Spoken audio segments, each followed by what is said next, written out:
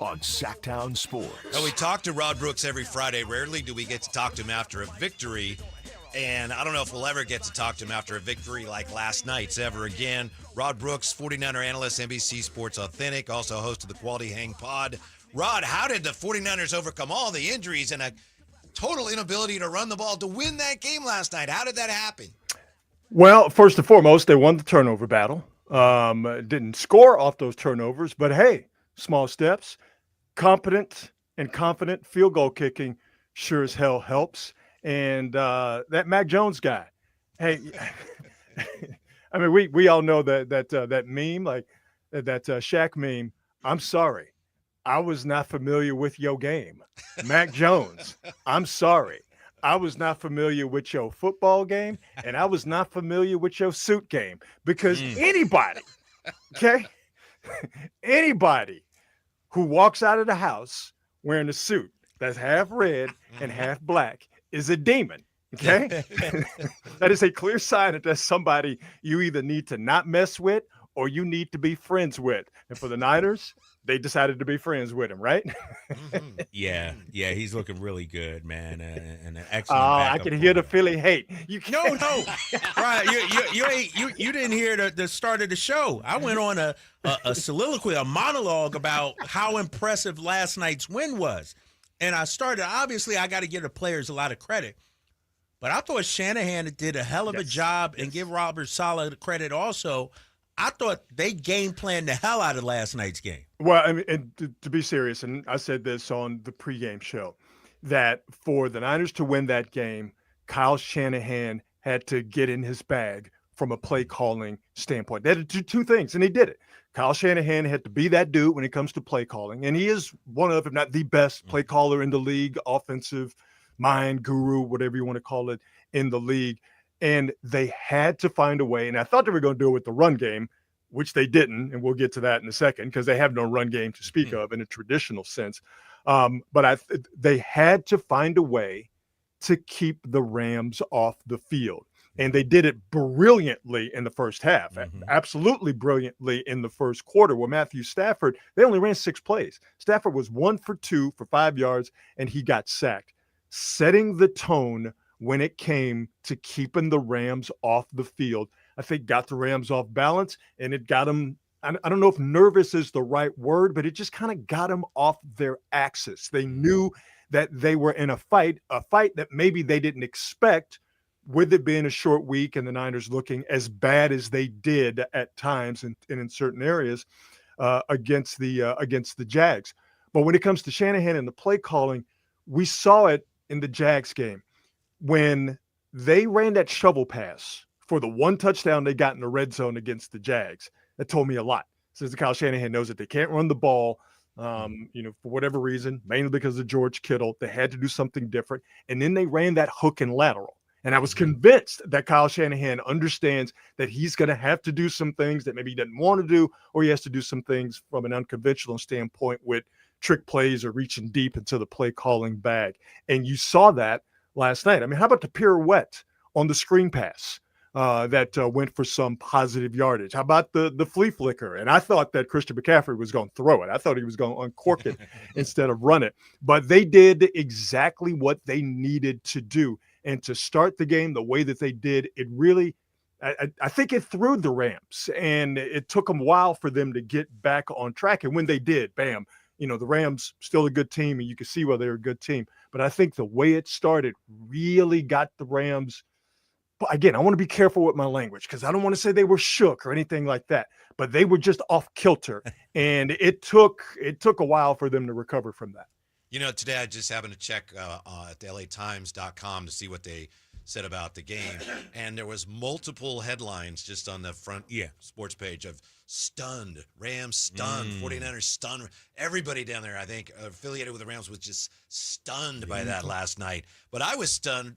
Rod, did I imagine this, or did the 49ers actually win the special teams battle? Did that actually happen?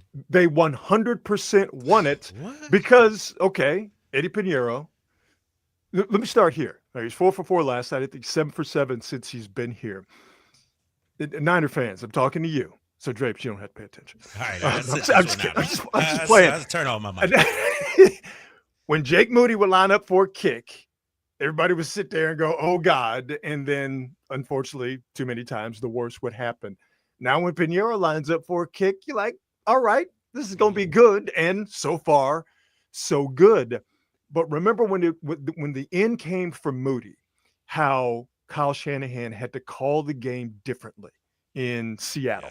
Yeah. And how Brock Purdy had to play the game differently in Seattle. That touchdown pass to Tonjes, that was a no, eventually yes ball that he felt like he had to throw because they didn't believe that they were going to get the requisite field goal kicking in that situation. Well, now Kyle Shanahan doesn't have to coach differently. Matter of fact, he could coach confidently. Instead of punting last night, I'm going to go for a 59-yard field goal. He doesn't do that if Jake Moody is the kicker. So obviously getting the 3 points, those are the most important things. But when your quarterback and your coach, they don't have to operate differently in jobs that are already difficult to do, that makes their job easier. So the Niners performed very well, special teams wise. But we saw the value in your opponent being terrible at special teams, because the Rams special teams is awful. They didn't do anything right last night. That ball that didn't land in the landing zone and the Niners then had to start at the 40 in overtime was huge. Missed field goal. You know, they tried some stuff with the dirty kicks, you know, the funky kicks that worked, but it really didn't pay off in the Rams' favor. The Rams special teams in all statistical categories, whether you're just looking at the normal stats or you're looking at the advanced stats, the Rams special teams easily one of the worst in the NFL.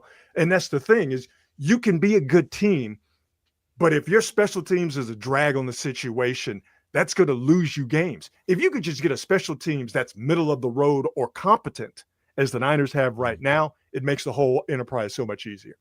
Our guy Rod Brooks joining us. Rod, I'm looking at one of the text on our text line, 916-339-1140. Jeff says, you guys can have your 49er pajama party, but here's the truth. The Rams were in a position to win the game until McVay called a terrible play. Cool the Jets. That's from Jeff. Did McVay lose this game last night? First off, Rams were an 8.5-point favorite. So even if they win that game by a field goal, and hypothetically, because of course it didn't happen, I mean, you take the win, but you don't feel good about that win. So whatever, dog. Come on, Jeff. Whatever, dog. Sean McVay said, and I believe that he's being truthful and honest when he says this, and I also believe that he's doing what a coach should do, which is cover for his team. I do think in that instance where he went for the second kick in the field goal, Sean McVay had a little bit too much dip on his chip. But he also believed in his players. And listen, coaches believe if we can't get a yard, we don't deserve to win. And if you can't get a yard against the Niner defense that was, I don't know if they were leaking oil, but they weren't playing as stout as they had been at the beginning of the game. The Niners defense was on that field for a while in the second half. If you can't get a yard to win the game, then that's on you. So I think that Sean McVay did what good coaches are supposed to do. He believed in his players. That belief wasn't reciprocated in terms of the action.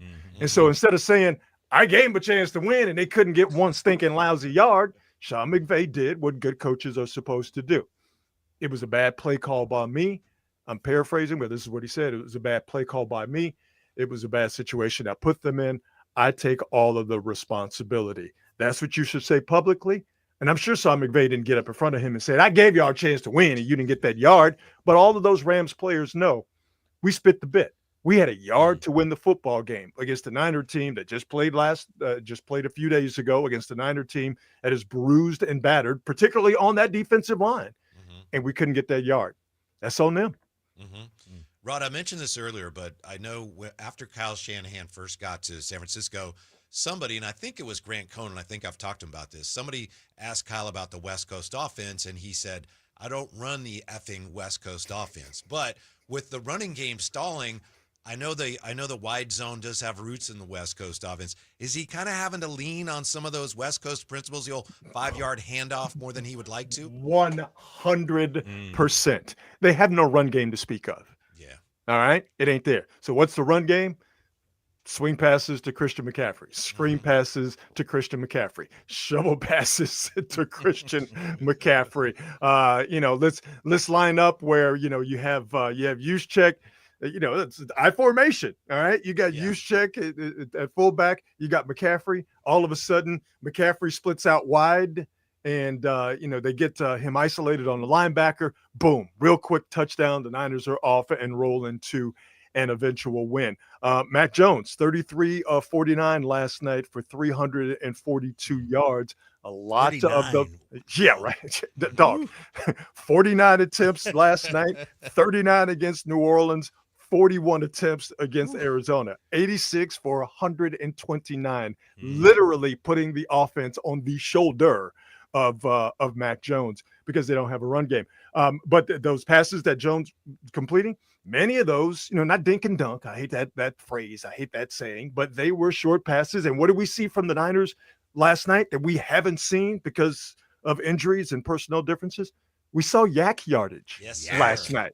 We saw yak from Kendrick Bourne in particular, and Jake Tonjes as well. So yeah, I mean, you got to do what you got to do with the situation that you're dealing with. And, if you don't have a running game because of various factors, mainly not having George Kittle there, good coaches find a way to pivot off of what they normally stand 10 toes down on. And if you got to start using some West Coast principles, which are the basic tenets of all, offensive football in the league. If you got to revert to that, hey, man, the West Coast offense was run by some very smart people and won a lot of teams championships. It still hits even in the year 2025. Rod Brooks. Hey, Rod, how much love should my boy Kendrick Bourne get today? A lot, a ton. 10 catches, 142 yards. 8 of those catches out of the 10 were for first downs. As much as the yardage is important, okay, 142 yards, for him to move the sticks against a really good Rams defense. And again, what did I talk about at the beginning of our conversation? Ball control, possession. They beat them 2-1 in time of possession.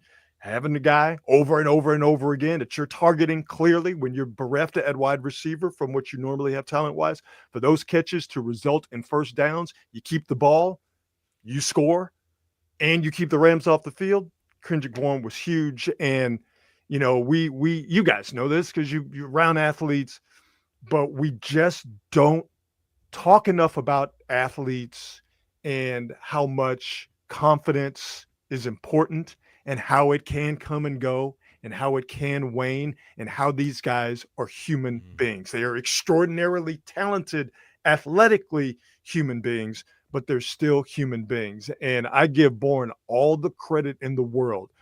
Had those drops against Jacksonville, and he stood up, albeit in a nice suit with sunglasses on, because I'd have, won't talk about somebody with some outfits. You got some outfits, but he said, I dropped the ball. I got to get better. And for him to not dwell on it, but to understand that he needed to be better and then go out there and do something about it when this team, the Niners, needed him to do that, for him to keep his confidence and have his confidence rewarded with the targets and then with the performance that he eventually had. All the credit in the world goes to Kendrick Bourne for what he did. I got to tell you, Rod, I really enjoyed talking with you right after a game, but we are going to miss you watching you on TV this Sunday. So thanks, as always, for your time. We appreciate it. Have a great weekend, and we'll talk to you next week. All right, fellas, y'all be good. All right, Rod. You too. See you.